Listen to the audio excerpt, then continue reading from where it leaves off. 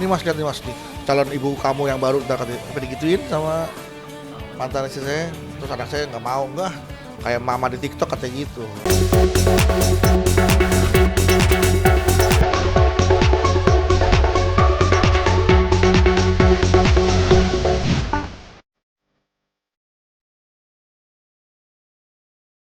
Waduh, move on kilat.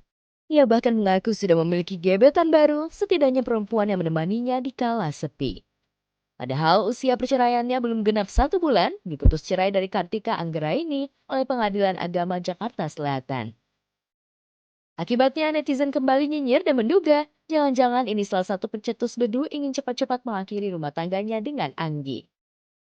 Bedu yang ditemui buru-buru menjelaskan jika Anggi juga lah yang menunjukkan foto gebetan barunya pada anak-anak. Maknya jahil, ya kan? Waktu itu ya dia, saya lagi telepon, dia pengen lihat, pengen tahu siapa sih, pengen cie-ciean doang gitu kan. Terus ya udah akhirnya saya kasih ini nih cerita, kadang-kadang mas mas nih mas lihat. eh bukan bukan deket ya, kayak baru kenal seseorang gitu kan, dikasih tahu nih mas, lihat nih mas nih, calon ibu kamu yang baru udah digituin sama mantan istri saya. Terus anak saya nggak mau, enggak kayak mama di TikTok katanya gitu. Ya emang kenapa sih, mama TikTok juga banyak yang cakep kok kayak gitu kan.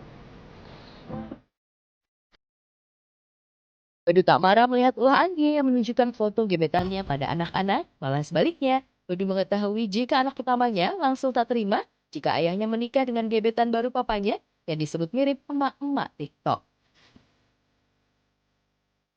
Kalau udah pernah menikah nggak boleh lama-lama sendiri, bahaya. Kan tahu rasanya menikah seperti apa. Nah kalau sendiri bahaya kalau nggak buru-buru ada penggantinya. Yang penting anak setuju dah. Kalau kayak apa kek, yang penting anak setuju. Gitu aja. Yang penting anak-anak nyaman sama dia. Gitu. Belum mau ada, kalau ada ya boleh langsung hubungi alamat di bawah ini ya. Bedu sepertinya belum berani mengakui secara terbuka jika telah memiliki pengganti Anggi di hatinya. Sebab surat akta cerai dari pengadilan agama belum diterimanya. Namun Bedu secara tak langsung mengakui jika ia tak ingin berlama-lama menduda. Hanya saja, Sikon menunggu waktu yang tepat untuk mengenalkannya pada publik. Kira-kira seperti apa kriteria calon pengganti Anggi di hati Bedu? Cantik. Yang penting agamanya, cantiknya, kemudian hartanya. Yang paling penting, yang paling penting dia mau aja. Kalau agamanya bagus sampai kita bagus, dia nggak mau, ya tetap. Gitu.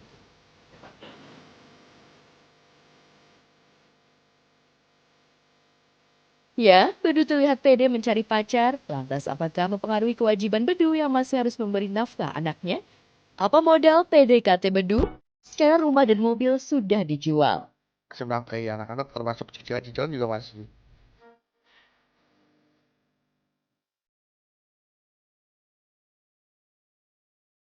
Sementara itu, belum genap 1 minggu, Gary Iskak berpulang berusaha untuk menerima kenyataan jika suaminya telah tiada. Itu sebabnya tak ada lagi air mata yang jatuh, bahkan Richa sudah bisa tersenyum dan tertawa. Namun Richa mengaku masih merasakan kehadiran almarhum suaminya itu. 17 tahun menjadi istri Gary, Richa mengaku mendapat firasat kalau suaminya akan berpulang. Tak hanya Richa, anak-anak dan kucing peliharaannya juga merasakan firasat itu. Kalau firasat, firasat sih sebenarnya nggak ada ya, cuma mungkin lebih ke anak-anak aja.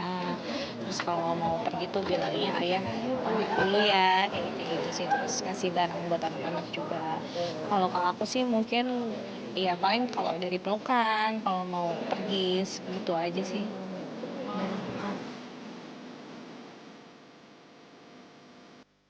Di sisi lain, Richard tak henti mengucap syukur Gary meninggal dunia bertepatan dengan hari kelahiran Nabi Muhammad SAW.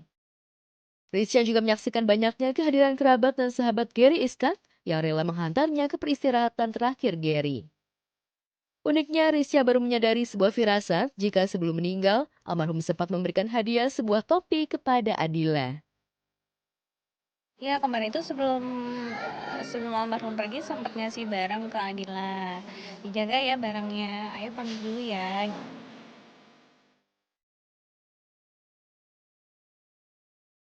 Kehilangan Gary Iskat yang sudah menjadi separuh jiwanya benar-benar membuat Richa terguncang. Selain itu, benarkah meninggalnya Gary juga membuat Richa kehilangan kebiasaan yang biasa dilakukan Gary kepada dirinya? Almarhum itu family man ya udah pasti. Nomor satu kan keluarga. Penyayang, manis, kelihatannya kan kayak akar gitu galak. Penyayang banget apalagi sama anak-anaknya. Kalau itu nomor satu.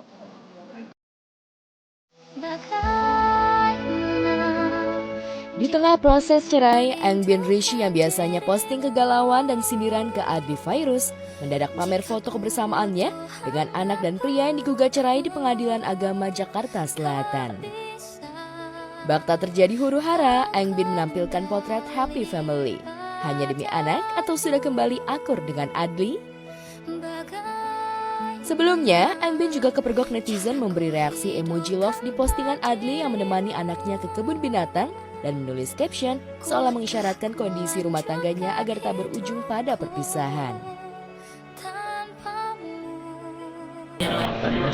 Harapannya apa untuk di sini?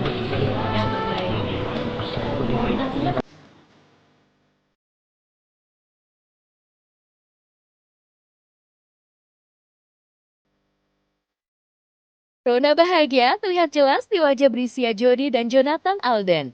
Bagaimana tidak, hari ini keduanya akan melangsungkan pemberkatan pernikahan di Katedral Jakarta Pusat sesuai dengan wedding dream keduanya.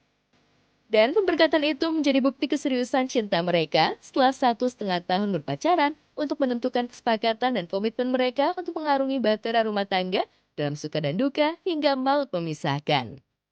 Sebab itulah, pada Selasa kemarin, aura pengantin sudah muncul saat keduanya melangsungkan prosesi siraman dengan konsep adat Jawa. Kenal, maksudnya kayak ngundang siapa aja. Aku cuma ngundang Onca aja sama teman-teman. Tapi ternyata yang datang kayak banyak ya. Terus juga karena aku belum pernah, ini baru pertama kali dan terakhir siraman. Jadi aku kayak ngerasa sesuatu yang baru aja sih.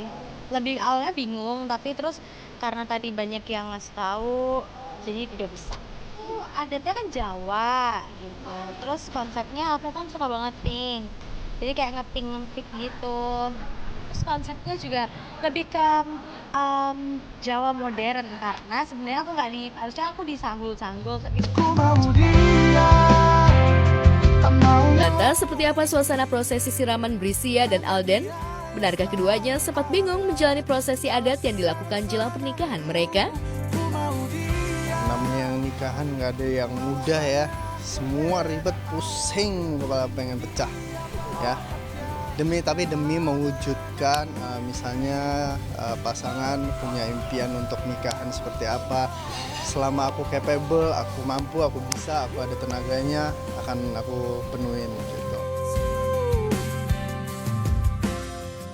Brisia mengaku senang melihat penyanyi idolanya Rosa bisa hadir dan mendoakan untuk kelancaran pernikahannya. Alhamdulillah hari ini aku bisa hadir di salah satu rangkaian acara menuju ke pernikahannya Jody karena